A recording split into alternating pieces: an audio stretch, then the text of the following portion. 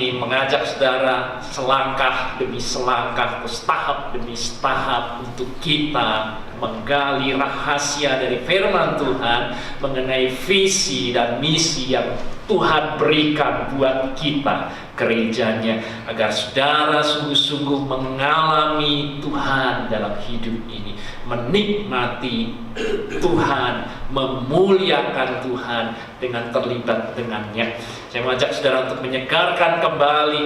Kita sudah bicara beberapa seri, dan yang terakhir, 2 seri yang terakhir, untuk kita mulai mengalami Tuhan, menikmati Tuhan, terlibat dengannya. Tidak bisa tidak, kita harus mengawalinya. Saudara mendengar bahwa Allah berbicara secara pribadi dalam kehidupan saudara. Tidak akan pernah terjadi dalam hidup kita ini terlibat dengannya kalau kalau saudara belum secara pribadi menangkap bahwa Tuhan berbicara kepada saudara. Dan kita sudah melihat 2 hal dalam 2 khotbah yang lalu, bagaimana Allah berbicara kepada kita sekarang ini melalui Alkitab dan doa. Dan hari ini kita akan melengkapinya dengan yang ketiga, saudara, bahwa Allah berbicara kepada kita melalui situasi dan keadaan kita. Ini jadi sangat penting dalam kehidupan kita, saudara. Bukan hanya Alkitab dan doa, tetapi kondisi kehidupan saudara, situasi, keadaan yang ada dalam kehidupan kita adalah cara juga dari Tuhan mau berbicara kepada kita. Itu yang dikatakan Allah kepada Nabi Hagai. Saudara-saudara, lihat di dalam kitab Hagai pasal yang pertama, dikatakan, oleh sebab itu beginilah firman Tuhan semesta alam. Allah berbicara melalui Nabi Hagai kepada umat Allah Israel pada waktu itu. Perhatikanlah keadaanmu, karena melalui hal itu Allah akan berbicara kepada kita dalam situasi, kondisi, keadaan kita masing-masing yang berbeda satu dengan yang lainnya. Kamu menabur banyak tetapi membawa pulang hasil yang sedikit. Perhatikan itu, keadaan, kondisi, situasi. Kamu makan tetapi tidak sampai kenyang. Kamu minum tetapi tidak sampai puas. Kamu berpakaian tetapi badanmu tidak sampai panas. Dan orang yang bekerja untuk upah, ia bekerja untuk upah yang ditaruh dalam pundi-pundi yang berlobang. Dan ini hanya contoh-contoh kondisi, situasi yang sedang dihadapi oleh manusia. Lalu firman Tuhan kata, beginilah firman Tuhan semesta alam, perhatikanlah keadaanmu. Karena dari situ Tuhan akan berbicara kepada kita. Kita akan lihat Yesus, saudara. Bagaimana Yesus mengetahui kehendak Bapaknya. Bagaimana Yesus tahu Bapaknya berbicara kepadanya.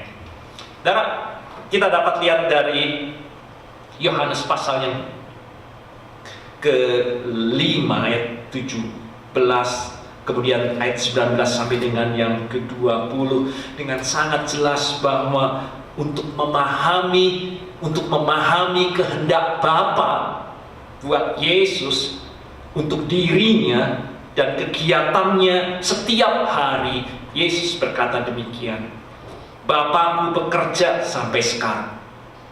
Nah, perhatikan, jadi Bapa itu bekerja, maka aku pun bekerja juga. Aku berkata kepadamu, sesungguhnya anak, yaitu Yesus, tidak dapat mengerjakan sesuatu dari dirinya sendiri jika tidak ia melihat Bapa mengerjakannya. Yesus selalu mau melihat apa yang dikerjakan Bapa. Sebab apa yang dikerjakan Bapa itu juga yang dikerjakan anak. Sebab Bapa mengasihi anak, karena itu hakikat daripada Allah, dan ia menunjukkan kepadanya segala sesuatu yang dikerjakannya sendiri. Jadi Allah menunjukkan kepada Yesus Bahkan ia akan menunjukkan kepadanya, yaitu kepada Yesus, pekerjaan-pekerjaan yang lebih besar lagi daripada pekerjaan-pekerjaan itu, sehingga kamu menjadi heran. Kita perhatikan ayat ini, dan sangat penting buat kita untuk kita melihat metode bagaimana kita mengalami Tuhan. Yesus berkata bahwa bukan dia yang mengambil inisiatif mengenai apa yang harus ia lakukan untuk Bapaknya. Seringkali saudara mau melayani Tuhan, saudara berpikir, memikirkan apa yang bisa saya lakukan untuk Tuhan, dan inisiatif itu datang dari kita. Oh, saya mau ini, saya mau itu. Tetapi Yesus berkata, inisiatif itu tidak datang dari anak. Hanya Bapa yang mempunyai hak untuk berinisiatif dan berprakarsa apa yang harus dia lakukan. Itu sebabnya yang dilakukan Yesus. Kalau Bapa itu masih bekerja, ketika anak itu mengamati dan melihat yang dikerjakan Bapaknya, karena Bapaknya bekerja, maka dia kemudian masuk, terlibat di dalamnya. Itulah visi kita, terlibat dengan Tuhan. Dan Allah memakai berbagai keadaan untuk menyatakan kepada Yesus apa yang sedang ia kerjakan, yang Yesus tahu hanya yang dapat melakukan itu hanya Bapa yang di surga. Dan dia tahu itu pekerjaan Bapa, dan dia terlibat dengannya.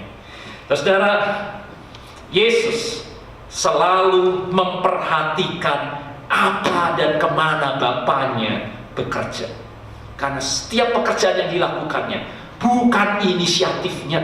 Sekali lagi, saudara, ini garis bawah. Yesus memperhatikan apa dan kemana Bapaknya bekerja, dan kemudian dia terlibat dengan Bapaknya itu. Dan Bapa itu mengasihi anak. Maka dikatakan, maka Bapa selalu menunjukkan kepada anak segala sesuatu yang dikerjakannya. Yesus tidak perlu menduga-duga, mencari-cari, mereka-reka apa yang harus dikerjakan untuk Bapaknya. Yesus juga tidak memiliki impian dari dirinya sendiri mengenai apa yang akan aku lakukan untuk Bapa di surga. Yesus hanya mengamati Bapaknya bekerja, dan dia masuk, terlibat dengan Bapaknya itu. Yesus kemudian menempatkan dirinya, menaruh dirinya, memberikan dirinya di situ di mana Bapaknya bekerja. Ini yang dikatakan di dalam ayat ini. Dan tepat seperti inilah Bapak, kita semua, Yesus menginginkan kita untuk terlibat dengannya. Kita mengamati dan melihat, bukan inisiatif kita untuk melayani ini dan itu. Kita diminta mengamati dan melihat apa yang Yesus kerjakan, dia sedang mengerjakan dalam kehidupan kita. Kemudian kita menyesuaikan diri kita, mengatur diri kita, mengatur kembali kehidupan kita ini untuk terlibat dalam pekerjaannya. Bukan pekerjaan kita, dalam pekerjaannya. Kita menaruh diri kita ini pada apa yang ada padanya, di mana ia sedang bekerja. Dan kalau itu terjadi, maka dia akan memakai kita. Sekali lagi, yang bekerja adalah dia, akan memakai kita menyelesaikan maksud dan tujuannya. Sekali lagi, pelayanan selalu maksud dan tujuannya. Karena banyak orang melayani maksudku, ideku, rencanaku, dan dia tidak pernah melihat pekerjaan Yesus. Dia hanya melihat pekerjaanku. Yesus mengajar kepada kita ini hal yang sangat penting dalam setiap pelayanan, dan untuk menyelesaikan maksud dan tujuannya. Dan kita hanya terlibat dengannya dan dipakai Tuhan, terlibat dalam pekerjaan Tuhan. Dan itu nampak, saudara, dari kondisi dan situasi dan kehidupan kita. Keadaan kita di mana Tuhan mau berbicara kepada kita dapat berupa hal-hal yang nikmat, yang indah. Tetapi bukan hanya itu. Alkitab berkata juga ada kalanya dalam bentuk yang sangat sulit dan sukar. Saudara berada dalam kondisi, situasi keadaan yang sangat sukar dalam kehidupan saudara, yang mungkin saudara bertanya, mengapa aku harus mengalami hidup seperti ini? Pernahkah saudara mengalami hal-hal seperti itu? Ada saat-saat kondisi seperti itulah saat dimana Tuhan mau berbicara serius kepada kita. Mengapa aku harus mengalami semuanya ini? Mengapa hal ini terjadi dalam hidupku?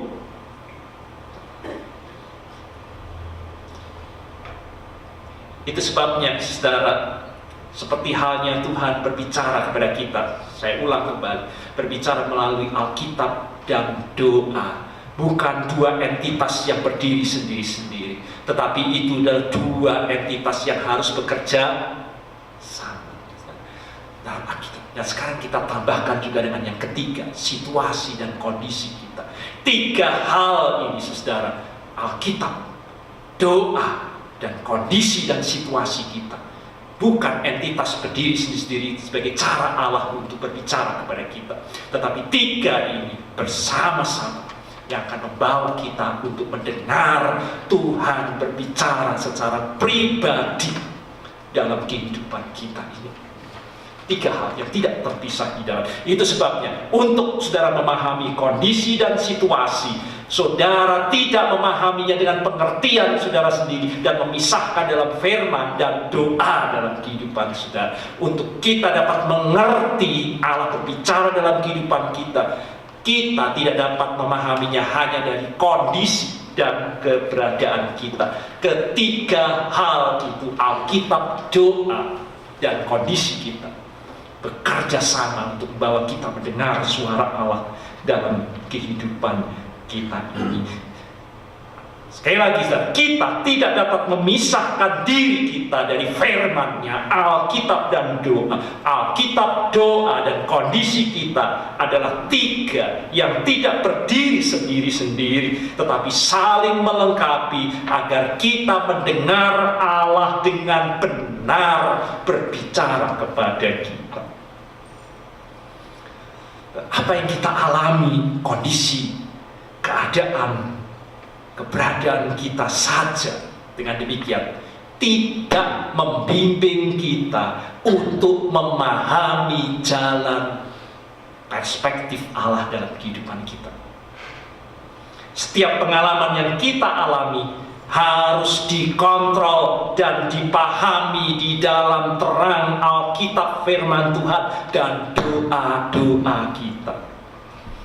Keadaan yang menimpa kita tidak dapat kita pahami dengan perspektif kita sendiri, tetapi perspektif Allah dalam situasi yang kita alami menjadi sangat penting untuk kita memahami kondisi dan keberadaan kita dengan benar.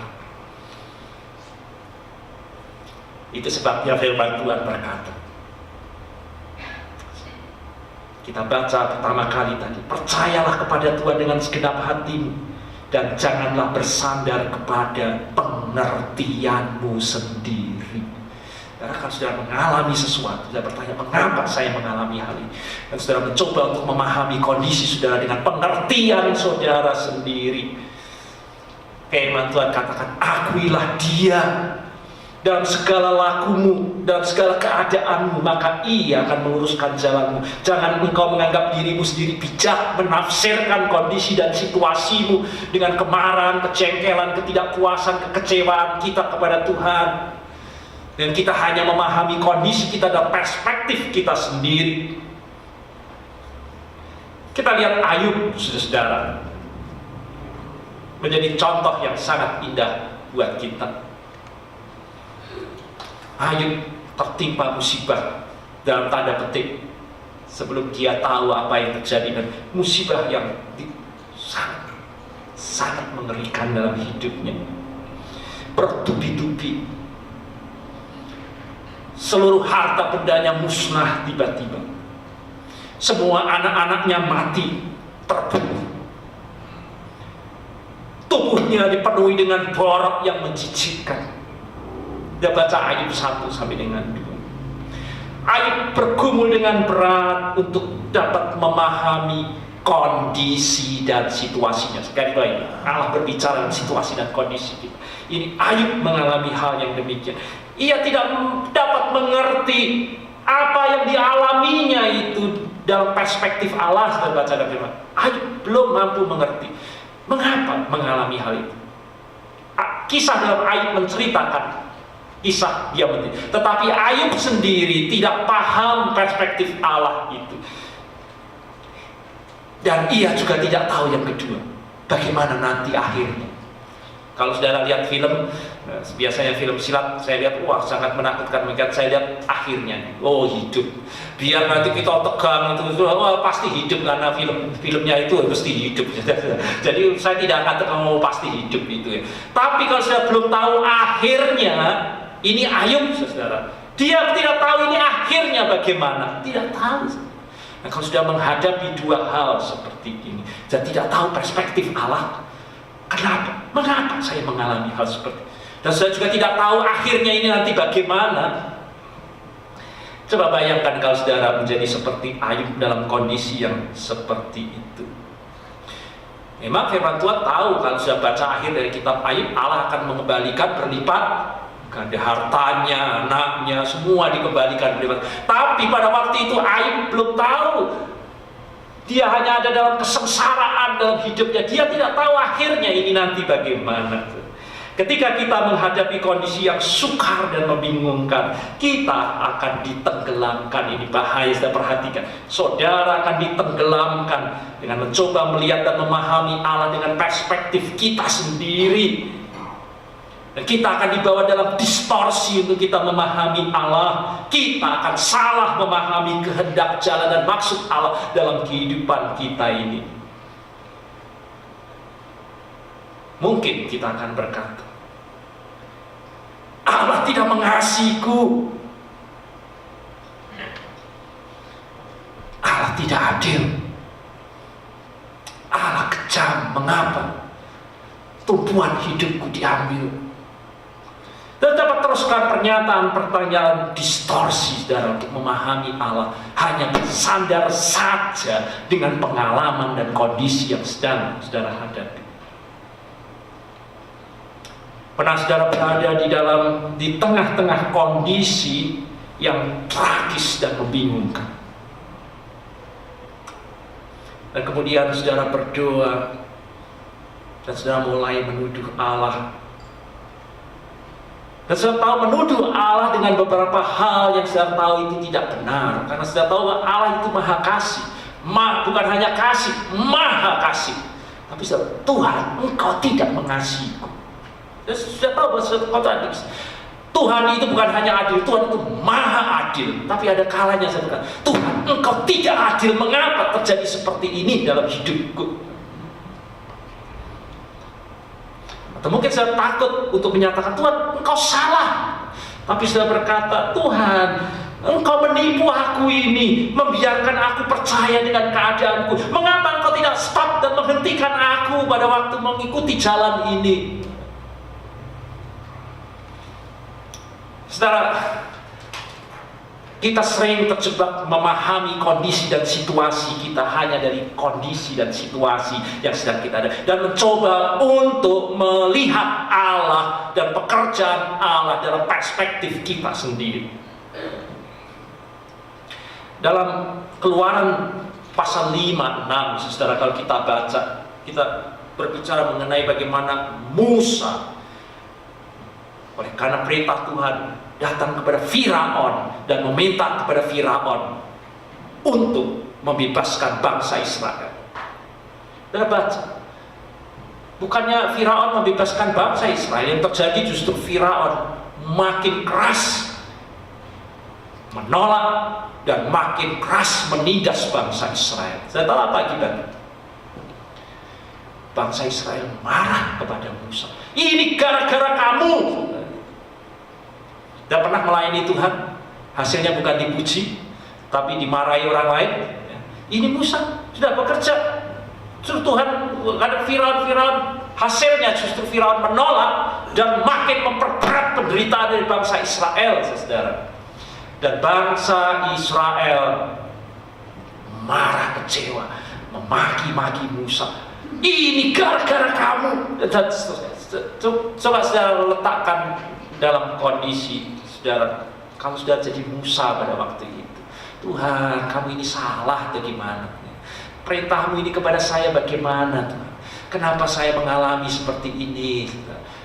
Mungkin saya akan jadi seperti Musa dan berkata, Tuhan, mengapa kau perlakukan umat ini begini bengis? Keluaran 5:2-3.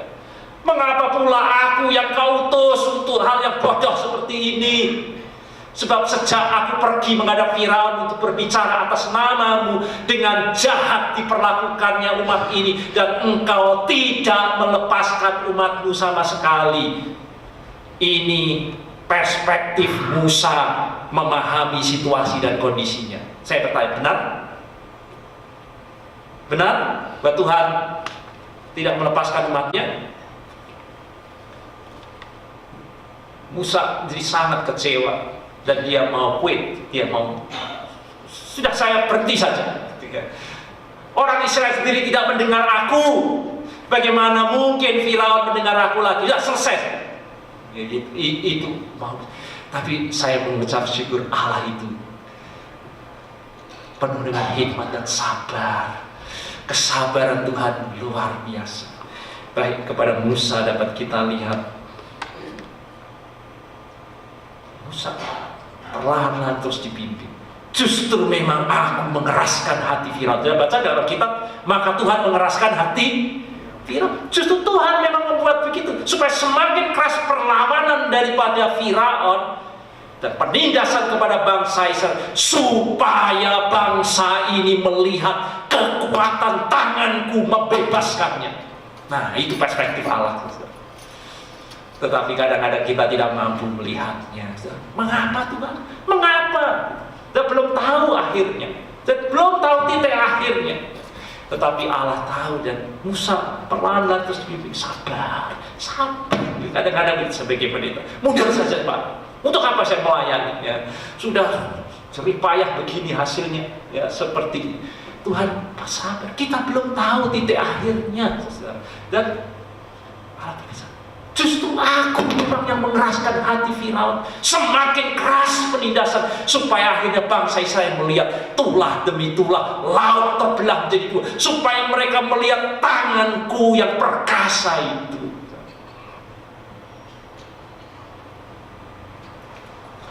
Saudara, Allah berbicara dalam kondisi kita, tidak untuk kita tafsirkan menurut perspektif kita sendiri. Dalam bacaan berikutnya sudah dapat lihat Lukas 7, 11, 17. Sudah bayangkan kalau sudah dalam kondisi dan situasi bacaan ini, saudara hadir dalam situasi perkabungan yang sangat-sangat mengharukan. Seorang janda hanya tinggal satu anaknya, laki-laki, harapannya mati. Saya tanya perspektif ibu ini, kira-kira kebenaran apa yang terjadi dalam kondisi situasi itu? Saya rasa janda ini akan berkata, suamiku tempat meletakkan harapanku dipanggil oleh Tuhan, mati. Tapi aku masih berpengharapan, anakku laki-laki satu-satunya akan hidup bersama dengan aku. Bisa berkata, aku akan membesarkannya dan menjalani hidup bersama dengan dia. Pada waktunya dia akan merawat aku, melindungi aku. Aku mau hidup berpengharapan bersekutu dengannya. Tetapi sekarang dia mati. Untuk apa aku hidup lagi? Aku sebatang kara. Aku sebatang kara. Tak ada orang yang lain. Saya bertanya, itu mungkin perspektif janda ini memahami situasinya, bukan? Apakah itu kebenaran? Apakah itu kebenaran? Sekali lagi, khotbah saya lalu ingatkan, sudah memahami kebenaran bukanlah sesuatu keadaan. Kebenaran adalah person. Kebenaran Kebenaran itu adalah person. Akulah Yesus. Kalau Yesus ada di situ, kebenaran itu sendiri. Jangan salah menafsirkan kondisi dan merasa inilah kondisi yang benar. Aku sedang tengkara, tapi kebenaran sesungguhnya sedang berdiri di situ. Dan pada waktu kebenaran itu berkata, maka perspektif Allah muncul, bukan perspektif kita sendiri. Dan saya tahu apakah benar bahwa dia sudah tengkara? Endingnya, saya baca, tidak, saudara. Salah sama sekali. Perspektif menafsirkan kondisi dan situasi dengan perspektifnya sendiri salah. Karena kebenaran itu ada di dalam person, yaitu Yesus yang berdiri di tengah-tengahnya. Yohanes 6, 1 sampai dengan 15. Ini hanya beberapa, ini kondisi yang dihadapinya. Yesus dikerumuni, sedikitnya 5.000 orang kelaparan, membutuhkan makan. Dan Yesus berkata kepada muridnya, beri mereka makan. Murid-murid tercengang. Ini mungkin kalau orang bilang punya mata atau tidak gitu ya. Dari mana ngasih makan 5.000 orang itu? Mustahil. Tidak mungkin. Itu perspektif manusia membaca kondisi dan situasi. Pertanyaan saya, apakah itu kebenaran? Benarkah bahwa itu mustahil memberi makan 5.000 orang? Karena kebenaran sedang berdiri di situ. Kebenaran bukanlah peristiwa, kebenaran adalah person, saudara. Dan Yesus itu, kebenaran itu berdiri di tengah-tengah. Dan saya tanya, apakah itu kebenaran? Mustahil. Mustahil. Di mana matamu?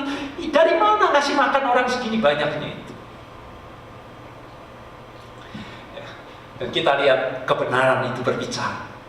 Dan pada waktu kebenaran itu menyentuh situasi dan kondisi,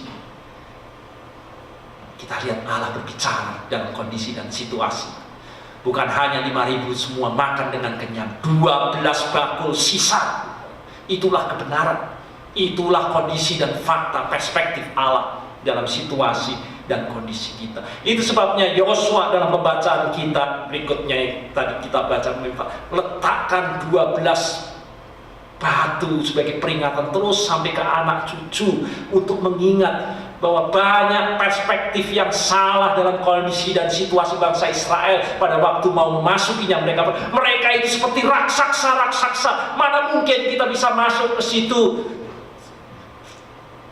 Mana mungkin tembok Yeriko yang kokoh seperti itu dapat kita tundukkan? Apakah itu kebenaran kita memahami kondisi? Kadang-kadang kita lihat deadlock, matilah kita. Tapi ternyata tidak. Bukan itu kebenaran. Dan mereka masuk ke tanah perjanjian karena kebenaran itu adalah Allah itu sendiri. Dan dalam setiap kondisi dan situasi, jangan saudara memahami kebenaran hanya dari perspektif saudara sendiri dengan kebenaran saudara sendiri. Karena ada Dia kebenaran yang sejati, yang saudara harus memahami setiap situasi dan kondisi dalam kebenarannya itu. Contoh yang terakhir, Danau Genesaret bergelombang, biasanya tenang. Murid-murid dengan dahsyat terancam binasa. Maka mereka membangunan gurunya. Ini perspektif murid-murid dalam kondisi. Guru, biasanya bicara Tuhan, dia bilang guru, kami binasa. Saya bertanya, apakah itu kebenarannya? Bahwa mereka binasa? Mereka menafsirkan kami binasa.